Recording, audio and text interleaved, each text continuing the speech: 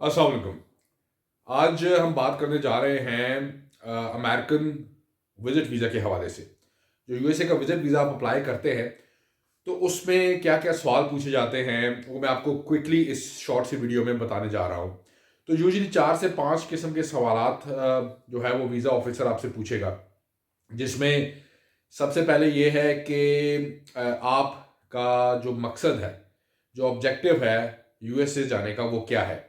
तो ऑब्वियसली आपने, क्योंकि जो है वो विजिट वीज़ा अप्लाई किया होता है, टूरिस्ट वीज़ा अप्लाई किया होता है, तो आपने उसका आंसर सिंपल यही देना है कि जी मेरा जो मकसद है वो टूरिज्म का है, यानी कि आप टूरिज्म करना चाहते हैं, आप वहाँ पे घूमना फिरना चाहते हैं।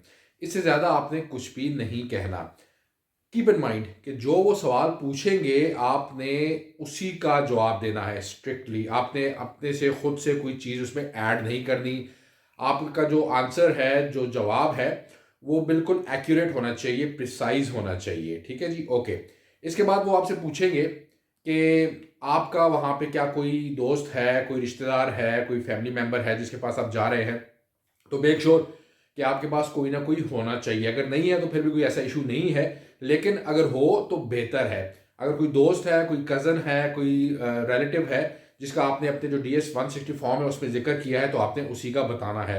उसकी कंप्लीट डिटेल्स आपके पास होनी चाहिए। वो कहाँ रहते हैं, क्या करते हैं, उनका घर का क्या स्टेटस है, ठीक है। उसके अलावा उनकी फैमिली का क्या स्टेटस है, मैरिड हैं, अनमैरिड हैं, बच्चे हैं, कितने हैं, ये सारी डिटेल आपके पास उनकी होनी चाहिए। ओके।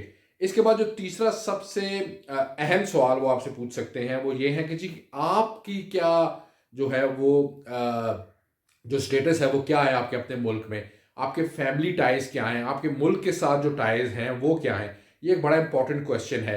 इसमें आप उन्हें बता सकते हैं कि आप मैरिड हैं या अनमैरिड हैं, वट, ठीक है, और आपके बच्चे हैं। अगर तो आपकी फैमिली है तो ये आपके लिए एक बहुत बड़ा प्लस पॉइंट है। अगर आप अनमैरिड हैं तो फिर ऑब्वियसली थोड़े से जो चांसेस हैं वो स्लिम हो जाते हैं। अच्छा, इसके अलावा आप क्या करते हैं, आपका बिजनेस है, आपकी जॉब है, उसका प्रूफ भी आपके पास होना चाहिए। यूजुअली वो देखते नहीं हैं, लेकिन आपके पास होना चाहिए। और आप उन्हें बताएं कि जी आप मैरिड हैं, आपके इतने बच्चे हैं और आप यहाँ पे ये काम कर रहे हैं। इसके अलावा अगर आपके पास कोई प्रॉपर्टी है, कोई रियल इस्टेट है, तो उसका भी आप जिक्र कर दें तो बेहतर है।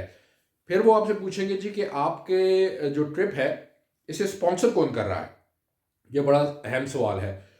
तो अगर आपने ये शो किया हुआ है कि जी आप एक अच्छी जॉब कर रहे हैं, एक अच्छा बिजनेस कर रहे हैं, आपका एक अच्छा एक सोशल स्टैंडिंग है अपने मुल्क में, पाकिस्तान में, तो ऑब्वियसली आप खुद को खुद सपोर्ट कर रहे हैं। तो आपको उन्हें बताना है कि जी मैं सेल्फ फाइनेंस पे जा रहा हूँ, मैं खुद को सपोर्ट कर सकता हूँ। उसके लिए आपके पास अगर एक अच्छी बैंक स्टेटमेंट है, या अगर आप कोई जॉब कर रहे हैं उसकी कोई 2-3 जो है लास्ट सैलरी स्लिप जो है वो आप लगा लें। अपना जो टैक्स रिटर्न्स हैं वो लगा लें, ये ज़रूरी हैं। अगेन बहुत ही कम चांसेस हैं कि वो आपसे डॉक्यूमेंट्स मांगेंगे, लेकिन आपके पास होने चाहिए, आपके पास एक पूरी फाइल जो है वो होनी चाहिए। इसके अलावा वो आपसे ये पूछ सकते हैं जी कि आप कितने दिनों के लिए जा रहे हैं, आप कब वापस आएंगे, आपका वापसी का इरादा कब है। तो यूजुअली जो यूएसए है या कनाडा है या इस तरह के जो बड़े कंट्रीज होते हैं, वहाँ पे 1 महीना 1.5 महीना बहुत होता है, मैक्सिमम 2 महीने। तो आप उन्हें कह सकते हैं जी कि मैं 1 महीने के लिए जा रहा हूँ, या मैं 1 से 2 महीने के लिए जा रहा हूँ। I do not have any definite plans, but I would like to stay 30 to 45 days और मे बी 2 months मैक्स। तो ये वो 4-5 सवालात हैं जो वो आपसे वीज़ा इंटरव्यू के दौरान पूछते हैं। तो मेक श्योर कि आप इनकी तैयारी कीजिए, कॉन्फिडेंटली जाइए, कोई इशू नहीं होता। आराम से जवाब दीजिए। अगर आपकी इंग्लिश इतनी अच्छी नहीं है तो फिर भी कोई आपको टेंशन लेने की ज़रूरत नहीं है। वो आपको ये ऑफ़र भी कर सकते हैं कि अगर आपको बिल्कुल अंग्रेज़ी नहीं आती तो वो ये आपको ये ऑफ़र भी कर सकते हैं जी कि हम आपको उर्दू जो है इंटरप्रेटर एक दे देते हैं, तो आप वो ले लें, इसमें कोई हर्ज नहीं है।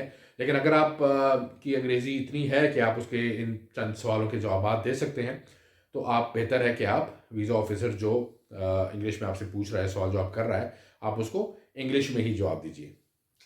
Thank you very much and good luck.